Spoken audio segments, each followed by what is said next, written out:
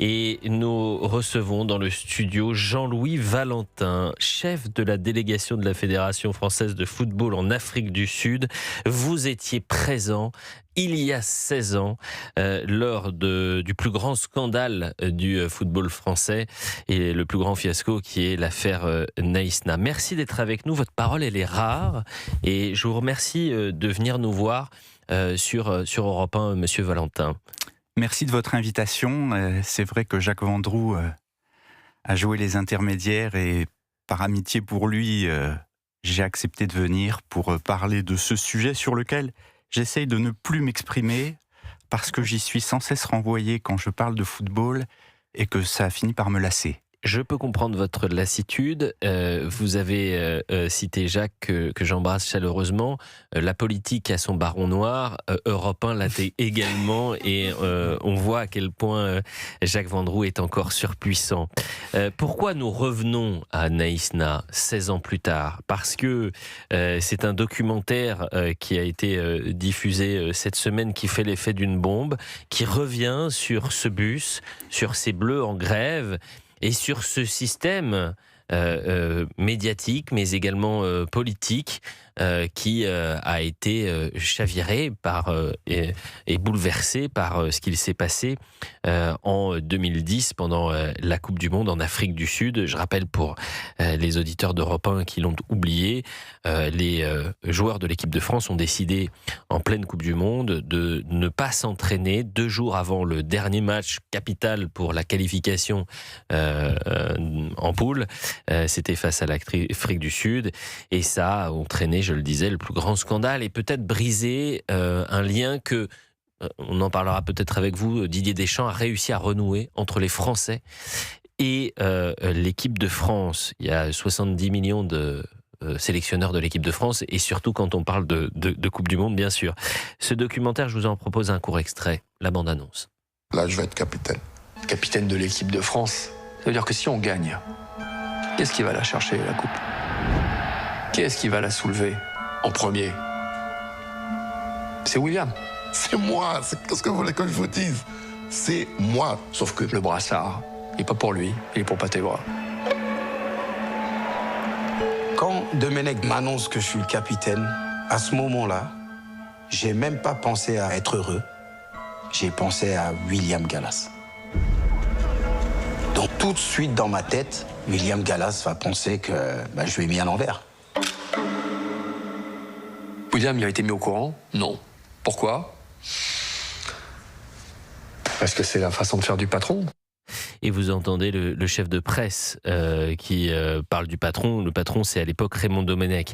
Vous entendez un court extrait, c'est pour rappeler le climat. Tout a été raté, j'ai l'impression, dans cette période, sauf ce documentaire. Pourquoi nous en parlons aujourd'hui ? Parce que Raymond Domenech s'est désolidarisé, pardonnez-moi, du documentaire de Netflix sur Naïsna, en disant que c'était vulgaire, sensationnaliste, et finalement que ce qu'il avait apporté, c'est-à-dire il a un journal de bord et il l'a donné à ceux qui ont produit le documentaire, avait pris ce qu'il voulait prendre et ça ne respectait pas finalement ce qu'il s'était passé. Comment Jean-Louis Valentin, le chef de la délégation de la Fédération française de football présent sur place, 16 ans plus tard, résume Naïsna ? Je le résume un petit peu comme vous et comme toute l'opinion publique. C'est un fiasco qui a durablement cassé le lien entre l'équipe de France et la population. Après, sur les raisons de ce fiasco, elles sont évidemment multiples. C'est un enchaînement de circonstances qui a conduit d'abord à des résultats sportifs médiocres, parce que c'est quand même le début de cette affaire, et ensuite à une grève qui était quelque chose de tout à fait inédit dans l'histoire du football français, et qui était un double manquement, un manquement aux obligations vis-à-vis de la FIFA, parce que lorsque vous êtes une équipe nationale, vous devez vous entraîner, c'est pas uniquement, je dirais, un loisir que vous faites quand vous en avez envie, et puis un manquement aussi aux obligations vis-à-vis de la fédération, car une équipe nationale est sous les ordres d'une fédération, une fédération qui est délégataire d'une mission de service public. Donc si on prend un peu de recul, on s'aperçoit que effectivement, ce fiasco, et c'est d'abord un fiasco sportif, mais c'est surtout, et ça a été vu comme ça à l'époque, un fiasco moral et politique. Alors, faut refaire toute l'histoire. L'équipe de France est en difficulté. Il y a des tensions depuis plusieurs mois entre les médias et le sélectionneur Raymond Domenech. Les conférences de presse, c'est un enfer et il y a un climat absolument délétère. Il y a la une de l'équipe qui va en une mettre l'image de Nicolas Anelka, joueur de l'équipe de France, et Raymond Domenech après le deuxième match des Bleus, avec marqué, c'est la une, va te faire enculer fils de pute, et des guillemets, ce qui va entraîner ensuite la sanction contre Nicolas Anelka. Nicolas Anelka conteste cette citation. Vous étiez dans le vestiaire au moment du clash ? Non, j'étais pas dans le vestiaire au moment du clash, mais en revanche, j'ai assisté à l'ensemble des réunions le lendemain, entre Jean-Pierre Escalette, le président de la fédération, Raymond Domenech, le sélectionneur, Anelka et les joueurs. Enfin, en tout cas, une délégation des joueurs qui accompagnait Anelka. Donc je connais bien toute l'histoire de cette fameuse citation. Mais est-ce que, selon vous, Nicolas Anelka a prononcé ces mots ? Il le conteste. Anelka a toujours contesté. Patrice Evra, qui était à côté de lui aussi. Et Domenech lui a donné raison, dans le huis clos de ces discussions, en disant effectivement, ce ne sont pas ces mots qui ont été prononcés. Pour autant, Anelka s'en est bien pris au sélectionneur à la mi-temps. Oui, mais attendez, c'est deux choses, mais l'histoire est quand même incroyable. Oui, non, mais... Je vous dis, c'est-à-dire que le journal L'Équipe, qui il y a 16 ans est le journal de sport le plus, c'est la référence, vous imaginez, pendant une Coupe du Monde, publie cette citation avec des guillemets, c'est une mauvaise citation, c'est une fausse information. C'est une mauvaise citation. En tout cas, les acteurs qui étaient dans le vestiaire ont toujours contesté les termes qui ont été repris par l'équipe. Ça, c'est sûr. Et pourtant, la Fédération française va décider de renvoyer Nicolas Anelka et surtout, de ne pas contester la déclaration qui avait été faite. Là aussi, c'est une histoire de dingue. Oui, ça vous le dites 16 ans après. Mais qu'est-ce qui se passe quand vous êtes face à la réalité des choses ? La réalité des choses, c'est qu'il y a bien eu un clash. Oui. Attendez. Et qu'il y a bien eu une remise en cause par un joueur de l'autorité du sélectionneur. À partir de ce moment-là, la fédération, il faut bien comprendre que derrière l'équipe de France, il y a 1 million de licenciés, 20 000 clubs et 22 000 éducateurs, entraîneurs dans les clubs amateurs, etc. Le président de la fédération, ce qu'il voit, c'est qu'il ne peut pas laisser un joueur remettre en cause publiquement l'autorité du sélectionneur. Donc il dit au sélectionneur, qu'est-ce que tu veux faire ? Qu'est-ce qu'on fait d'Anelka ? Et le sélectionneur lui dit, écoute, il y a deux solutions. Soit Anelka s'excuse, et l'incident est clos, soit il ne s'excuse pas, et dans ces cas-là, je le renvoie, ou je demande qu'il soit renvoyé. Bon, ça paraît assez rationnel quand même jusque-là. Complètement. Et toute la journée... Et oui, mais sauf que Patrice Evra, dans le documentaire, on l'apprend, Nicolas Anelka était prêt à s'excuser devant le sélectionneur, devant les joueurs. Il ne voulait pas le faire devant la presse, simplement parce qu'il n'a pas prononcé cette phrase, qui peut être ce qu'on peut comprendre. Donc toute la journée a été justement dédiée à essayer de voir comment on pouvait sortir de cette crise. Et ce qui s'est passé, c'est qu'effectivement, Anelka a dit, je m'en souviens très bien, mon avocat ne veut pas que je m'excuse publiquement, parce que nous allons intenter un procès à l'équipe. L'équipe a un compte à régler avec moi, ne m'aime pas, et donc nous allons faire un procès, donc je ne veux pas exprimer des regrets publics. Ce que voulait la fédération, et ce que voulait Jean-Pierre Escalette, c'était qu'il y ait une forme de regret qui soit publiquement exprimée, parce que ce qui intéresse la fédération, c'est quand même l'image publique qui est renvoyée. C'est pas uniquement de savoir si dans le secret du vestiaire, Anelka regrette les propos. Et donc c'est là-dessus que ça a chopé. Et il était assez logique que la fédération réclame, non pas une conférence de presse d'Anelka pour dire oui, je regrette, mais une forme d'acte de contrition qui n'a pas eu lieu, et qui n'a pas eu lieu pour des raisons essentiellement liées au conflit avec le journal L'Équipe, qui est la toile de fond, je m'excuse, mais qui est la toile de fond de toute cette histoire. Il faut savoir que entre Entre le journal L'Équipe et l'Équipe de France, c'est une vieille histoire. Bien sûr, Souvenez-vous, Aimé Jacquet. bien évidemment. Non, mais attendez. Et donc, il y a un côté, on rejoue le match, si vous voulez. Non, mais attendez, si je résume Naïsna, je le résume grossièrement, bien sûr, mais dites-moi, et vous m'arrêtez parce que c'est vous qui étiez au cœur du réacteur. C'est l'histoire d'un système médiatique qui veut fracasser l'équipe de France parce que depuis des mois, déjà ils sont nuls, et en plus, enfin ils jouent mal, et en plus il y a des tensions XXL avec Raymond Domenech, mais aussi avec certains joueurs.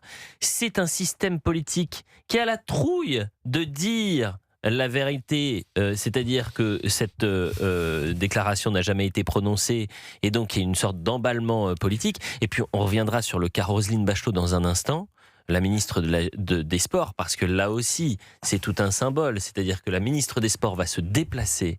Elle est interrogée dans ce documentaire. Elle est fière d'expliquer qu'elle a fait pleurer les joueurs dans une petite salle parce qu'en fait, ce sont des enfants et que elle, la maman, va redire en tant que mère ce qu'il faut faire parce qu'elle les soutient et qu'il faut gagner le 3e match et qu'ils ont perdu le lien entre la nation et les joueurs.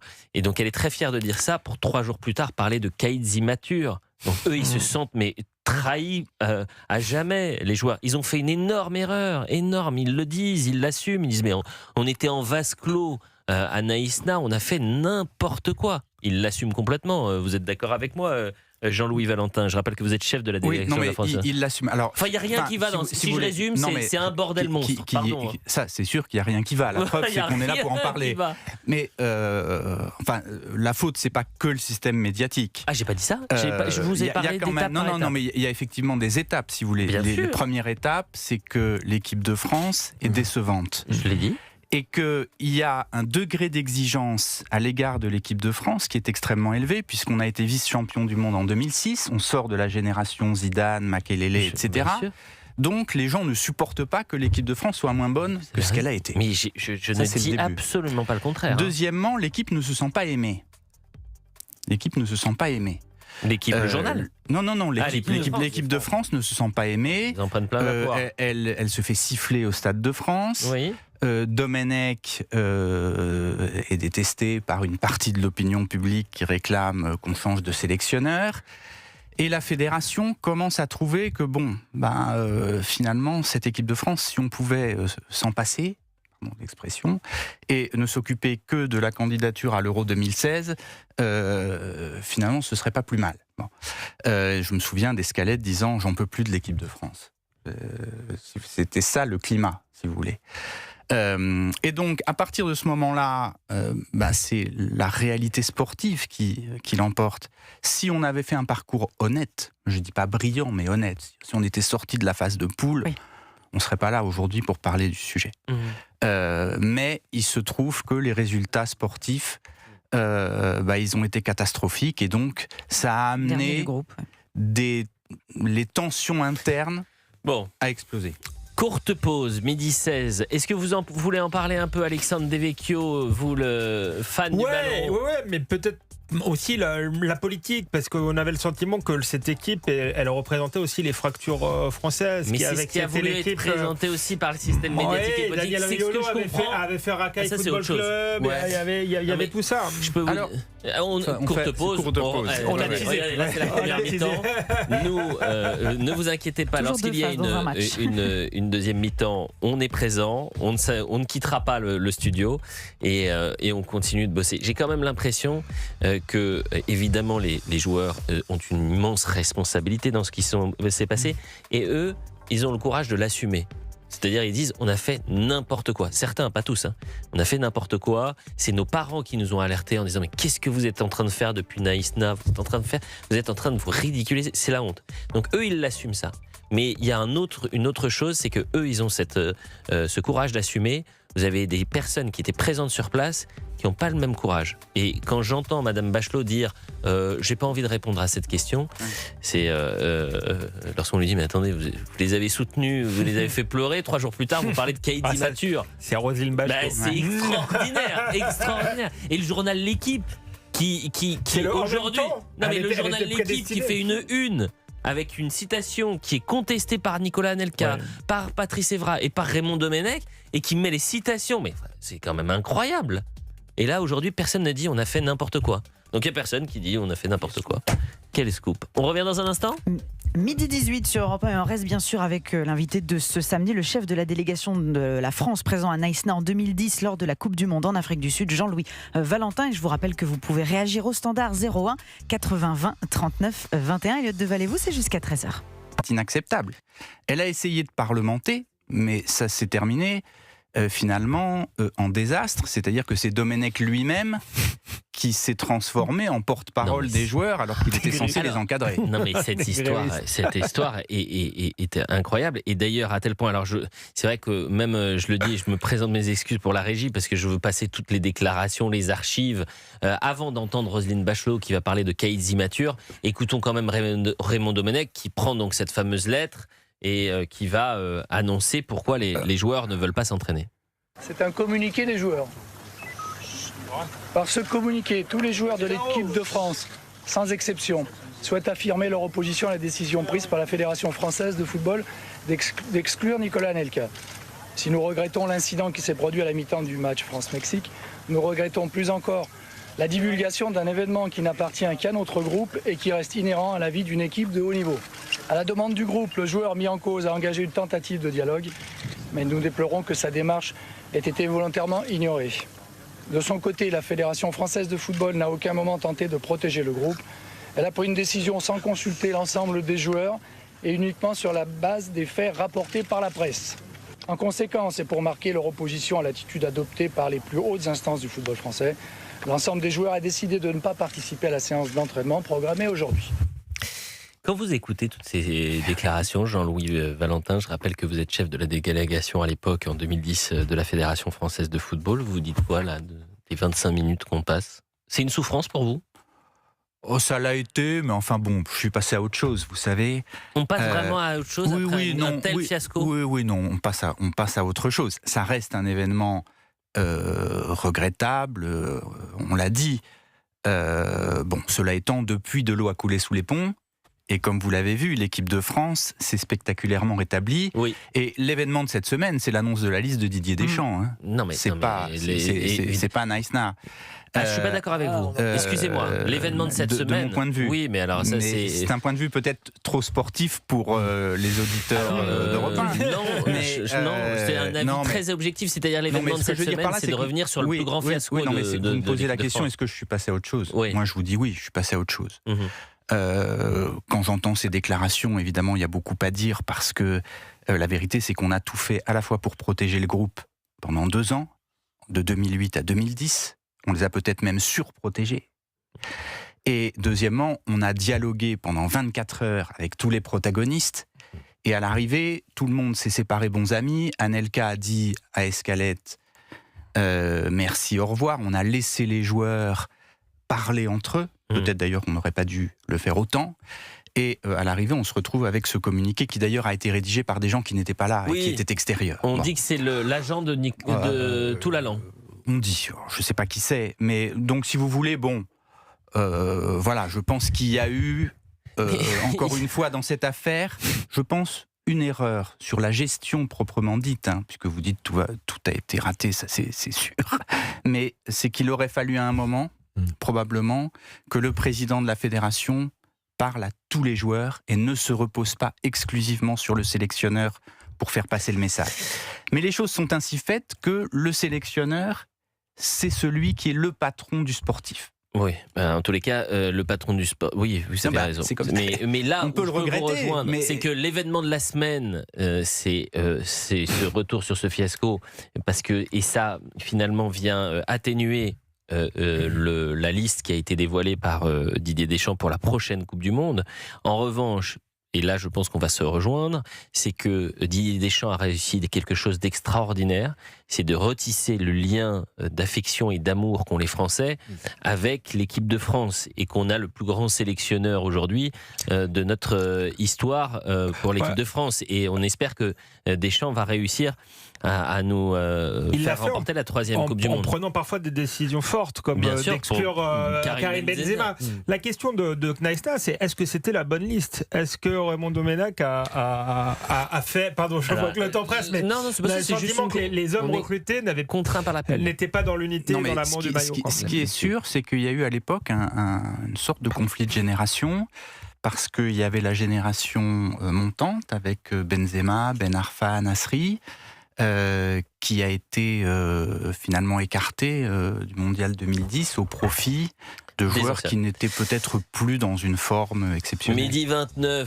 29 sur Europe 1. On revient dans quelques instants et j'ai encore 2 archives à vous faire écouter et on passera à un autre sujet. Vous restez encore un peu avec nous ? Bah écoutez, quand ce sera terminé, je repartirai. Mais non, mais c'est agréable, on Oui. échange, c'est un échange évidemment bienveillant 16 ans plus tard. Anelka, il avait déjà... La pub s'il vous plaît. Mais elle a raison d'ailleurs, caïd c'est dans le dictionnaire, lâcheté ça l'est également, cynisme ça l'est, indécence ça l'est. Parce que le prendre pour des petits gamins immatures, débiles, qui n'arrivent pas à faire grand-chose et qui gagnent beaucoup d'argent, ça me paraît un peu réducteur. Voilà. C'est surtout que c'est Alexandre un double Devecchio. discours, quoi. C'était le en même temps. Elle était prédestinée. Elle était déjà en même temps à devenir ministre d'Emmanuel Macron. Et moi, j'aimerais bien avoir le regard de Jean-Louis Valentin. Je rappelle que vous êtes à l'époque le chef de la délégation de la Fédération française de football. Sur ce double discours de Madame Roselyne Bachelot. Je ne sais pas si c'est un double discours ou si c'est plutôt un virage à 180 degrés. Oui. Je pense que c'est un virage à 180 Elle a degrés. compris qu'en rentrant à Paris, elle pouvait pas les soutenir. C'est-à-dire exactement. Elle s'est dit, Et oula. tous les gens qui C'est sont rentrés à exceptionnel. Paris Oui. et qui ont vu à quel point l'opinion était furieuse, se sont mis à changer radicalement de discours. C'est Courage Fillon. Et je vais vous dire, même Jean-Pierre Escalette, qui était à l'époque président de la Fédération, ne s'est pas rendu compte, quand il était sur place, du désastre. Et quand il est rentré à Paris, il a vu l'étendue des dégâts. Et donc, ce qui se passe avec ces histoires, c'est que quand les politiques veulent se mêler de sport, c'est soit la récupération quand ça va bien, soit les critiques virulentes quand ça va mal. Bon. Et là, je pense que Roselyne Bachelot, elle a voulu être à l'unisson de l'opinion publique, mais elle en a un peu trop fait. Mais elle aurait pu rentrer en disant j'ai échangé avec Parce eux. que les caïds immatures entre nous, c'était vraiment pas des caïds. C'était des joueurs de foot. Et vous imaginez. Et je pense qu'il faut d'ailleurs faire attention à pas trop généraliser entre une équipe de foot et la société française. C'est un peu la tentation. Et en réalité, bon, ça reste un groupe avec ses faiblesses, ses fragilités et ses forces. J'ai dit hier, le cas Naïsna, c'est une focale exacerbée de notre société. Attention, je ne parlais pas de l'irresponsabilité des joueurs. Je parlais du monde médiatique qui peut, lorsqu'il a une cible, fracasser, et tordre la réalité, tordre le réel. Pardonnez-moi, vous mettez une citation, vous mettez des guillemets sur une phrase qui n'a pas été prononcée, ou du moins qui est contestée. Vous auriez très bien pu dans l'article dire « Nous avons appelé l'entraîneur qui conteste la déclaration, nous avons appelé Nicolas Anelka qui conteste la déclaration, nous avons appelé le capitaine, le président de la fédération ». Bref, personne n'a été confronté à cela, visiblement. Premier point. Ensuite, le système politique, Courage Fillon, tout le monde s'écarte, c'est pas ma faute, c'est la faute de la fédération, etc. Et puis ensuite, c'est vraiment une fédé qui est dépassée. Mais je crois... c'est pour ça que je disais, c'est quand même révélateur, s'il y a un côté symbole. Oui, mais je pense que le foot est peut-être un miroir exagéré et déformant, mais des fractures françaises qui expliquent la colère de l'opinion. Je crois que la colère de l'opinion, l'attitude des joueurs renvoyait en miroir, alors c'était peut-être déformé, mais ce que certains ressentaient justement de la société, des fractures, des racailles, les mots qui ont été prononcés. Mais c'est pour ça que je vous dis que pourquoi on en a parlé pendant midi 40 pendant 40 minutes. Déjà parce que c'était un plaisir de pouvoir échanger avec vous, Jean-Louis Valentin, mais parce que l'affaire Naïsna dépasse le cadre du football seulement. C'est l'image qu'on a renvoyée à partir de Naïsna d'une équipe de France racaillisée avec des caïds qui ne respectent rien, etc. Et on n'a jamais eu le retour de l'intérieur des joueurs, etc. Comment, pour résumer, mais après je peux me tromper, je suis peut-être naïf, c'est pas du tout. Je dis pas que les joueurs ne sont pas responsables. Je pensais que l'unique responsabilité, du moins comme tout Français, en 2010, je pensais que les premiers responsables, c'était les joueurs. Il s'avère qu'à travers ce documentaire, on se rend compte que la responsabilité, le fiasco, il est partagé c'est par clair. plusieurs. Mais c'est très important. Moi, j'ai toujours dit que c'était une responsabilité collective. Oui, mais pas seulement les joueurs. Mais bien sûr. La Fédé, on a tous une part de responsabilité dans ce qui s'est produit. Et le sélectionneur. Bien sûr, le sélectionneur au premier chef. Bah oui. Bon, mais voilà. Après en faire une lecture politico-sociétale, ça me gêne parce que je pense que c'est ce que fait Madame Bachelot. Oui, pardon, les caïds immatures face à des jeunes. Je pense que sous le coup de la pression de l'opinion publique, la lecture qui a été faite n'était pas la bonne. Mais c'est pour ça que je vous dis que c'est un tournant. Et je ressors de ce documentaire en disant, vous savez quoi ? Allez les Bleus. Et les joueurs de l'équipe de France à cette époque, ils étaient détestés par beaucoup. Et moi j'ai envie de leur dire, il y en a beaucoup qui se sont trompés. Vous étiez peut-être fautifs, grandement, mais vous n'êtes pas les seuls. On a peut-être tort d'avoir toujours une lecture politique du sport, mais c'est vrai qu'en 98, on avait une lecture politique aussi. C'était la France Black Blamber. Quand on gagne, ça pose pas de problème. Et je crois que justement, il y avait une illusion un peu lyrique là-dessus, et que l'illusion était en train de se dissiper dans la société. Et du coup, on l'a fait payer à l'équipe de France. Et peut-être qu'Mbappé ne devrait pas trop parler de politique parce que ça se retourne. Ça risque de se retourner contre les joueurs.